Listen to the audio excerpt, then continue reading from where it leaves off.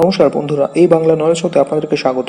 বন্ধুরা, আমাদের বেশিরভাগ প্রতিবেশী দেশ যেমন শ্রীলঙ্কা, নেপাল, মালদ্বীপ, বাংলাদেশ, এদের যখন ভালো সময় চলে তখন ভারতের কট্টর শত্রু চীনের পালে চলে যায় এবং চীনের কথায় ওঠা বসা করে এবং চরম ভারত বিরোধী বয়ানবাজি করতে থাকে। কিন্তু যখনই চীন ওই দেশগুলিকে বিপুল পরিমাণ লোন দিয়ে ঋণের জালে ফাঁসিয়ে দেয়, তখন সেই পরিস্থিতি থেকে বাঁচার কোনো রাস্তা না দেখে ভারতের স্মরণে আসে এবং ভারতের হাতে পায়ে ধরে কাকুতি মিনতি করতে থাকে যে এইবারে আমাদের রক্ষা করো। আর এই ঘটনা এর আগে বহুবার ঘটেছে। যেমন শ্রীলঙ্কাতে কয়েক বছর আগে যখন গণ অভ্যুত্থান হয়েছিল এবং দেশটি প্রায় দেউলিয়া হয়ে যাওয়ার পথে পৌঁছে গেছিল, তখন ভারত বিলিয়ন বিলিয়ন ডলার দিয়ে শ্রীলঙ্কাকে সাহায্য করে সেই করুণ পরিস্থিতি থেকে উদ্ধার পেতে সাহায্য করেছিল।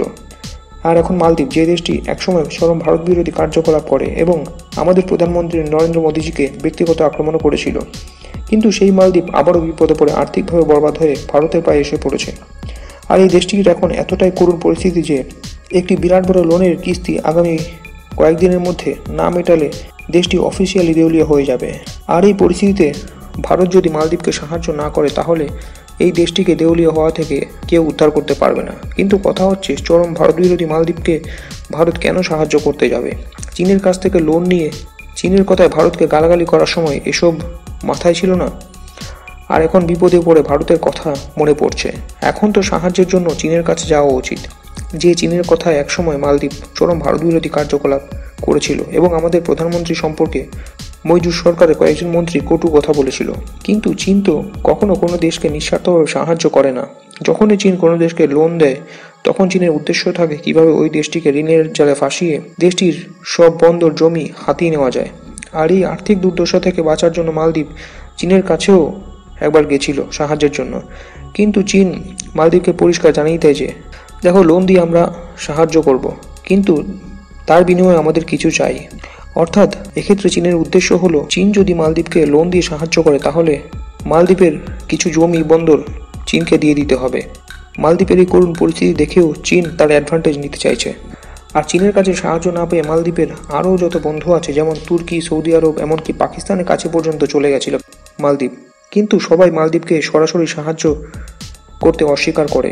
এবং মালদ্বীপের নির্লজ্জ বেহায়া মোহাম্মদ মইজু যখন দেখলো যে সারা পৃথিবীতে কেউ তাকে সাহায্য করছে না, তখন ভারতের পায়ে এসে পড়েছে যে আমাদেরকে সাহায্য করুন এবং চরম আর্থিক দুরবস্থা থেকে উদ্ধার করুন। আপনারা যেমনটি স্ক্রিনে দেখতে পাচ্ছেন, মালদ্বীপের নির্লজ্জ বেহায়া রাষ্ট্রপতি মোহাম্মদ মইজু তার সারা পৃথিবীতে যত বন্ধু রয়েছে সবার কাছ থেকে লাথি খেয়ে এখন ভারত সফরে আসার জন্য উঠে পড়ে লেগেছে এবং কাতরভাবে অনুরোধ করছে যেন ভারতের প্রধানমন্ত্রীর সাথে একটি বৈঠক অ্যারেঞ্জ করিয়ে দেওয়ার জন্য। কিন্তু ভারতের তরফ থেকে এ বিষয়ে কোনো রিপ্লাই দেওয়া হয়নি। তবে যেটা মনে করা হচ্ছে, এইবার ভারত মালদ্বীপকে এমনি এমনি নিঃস্বার্থভাবে সাহায্য করবে না। এইবার ভারত যদি সাহায্য করে তার বদলে মালদ্বীপ যত ভারত বিরোধী কার্যকলাপ করেছে তা শেষ করার পাশাপাশি আরও কিছু কন্ডিশন ভারতের তরফ থেকে রাখা হতে পারে। আর সেই কন্ডিশন যদি না মানা হয় তাহলে হয়তো ভারত দূর থেকে মালদ্বীপকে মানা করে দেবে যে মাফ করো।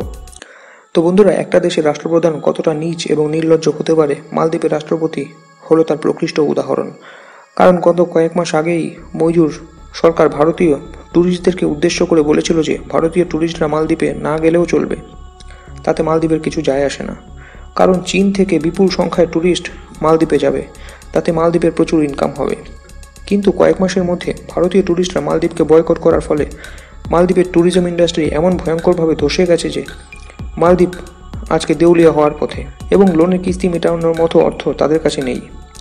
আর মালদ্বীপের অপদার্থ রাষ্ট্রপতি মোহাম্মদ মইজু যখন ভারতীয় ট্যুরিস্টদের উদ্দেশ্য করে বলেছিল যে ভারতীয় ট্যুরিস্টদের প্রয়োজন নেই, কারণ চীনা ট্যুরিস্টরা গেলেই চলবে, কিন্তু এক্ষেত্রে চীন যতই বলুক না কেন যে চীনা ট্যুরিস্টদেরকে মালদ্বীপে যাওয়ার জন্য প্রমোট করা হবে, চীনা ট্যুরিস্টরা কখনোই ভারতীয় ট্যুরিস্টদেরকে রিপ্লেস করতে পারবে না। কারণ মালদ্বীপ চীন থেকে অনেকটা দূরে এবং সেই তুলনায় চীনা ট্যুরিস্টরা কাছাকাছি আরও অনেক ভালো ভালো অপশান বেছে নেবে, যেমন অস্ট্রেলিয়া, জাপান, কোরিয়া, ফিলিপিন্স। আর এই দেশগুলোর ডিস্টেন্স মালদ্বীপের তুলনায় এতটাই কম যে ফ্লাইট ফেয়ার প্রায় হাফ হয়ে যাবে। তাহলে চীনা ট্যুরিস্টরা কাছাকাছি ওইসব ভালো ভালো ট্যুরিস্ট ডেস্টিনেশন রেখে মালদ্বীপে কেন যাবে? কিন্তু এই বিষয়টি বোঝার মতো সামান্য বুদ্ধিটুকু মালদ্বীপের রাষ্ট্রপতি মোহাম্মদ মইজুর মাথায় নেই। শুধুমাত্র চীনের কথায় আশ্বস্ত হয়ে ভারতকে কিভাবে ছোট করে দেখানো যায় তাতেই ব্যস্ত মালদ্বীপের রাষ্ট্রপতি। আর এখন সাহায্যের জন্য সেই ভারতের পায়ে এসে পড়েছে। এখন দেখার বিষয় এটাই যে ভারত এই পরিস্থিতিতে কি করে। তো বন্ধুরা, এই বিষয়ে আপনাদের কি মতামত? এই পরিস্থিতি থেকে ভারতের কি সাহায্য করা উচিত মালদ্বীপকে? তা কমেন্ট করে জানান এবং ভিডিওটি ভালো লাগলে লাইক করে চ্যানেলটিকে সাবস্ক্রাইব করুন। ধন্যবাদ।